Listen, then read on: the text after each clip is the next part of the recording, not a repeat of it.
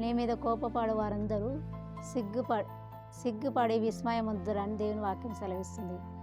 మరి మరి నీకు ఎలాంటి విరోధంగా ఉన్న ప్రతి ఒక్కటి మరి సిగ్గుపడే రీతిగా దేవుడు నిన్ను మరి ఆశీర్వదించి నిన్ను ఎవరైతే మరి కించపరిచి మరి హీనంగా చూసిన ప్రతి ఒక్క మరి సమస్య నీ ముందు నిలవలేకుండా మరి నిన్ను చూసిన ప్రతి ఒక్కరూ మరి ఏ విషయంలో కూడా నిన్ను అవమానపరిచి నిన్ను గేలి చేసిన వారందరూ నీ ఎదుట వారికి సిగ్గు కలిగించి మరి నీ తల పైకెత్తే దేవుడై ఉన్నాడు.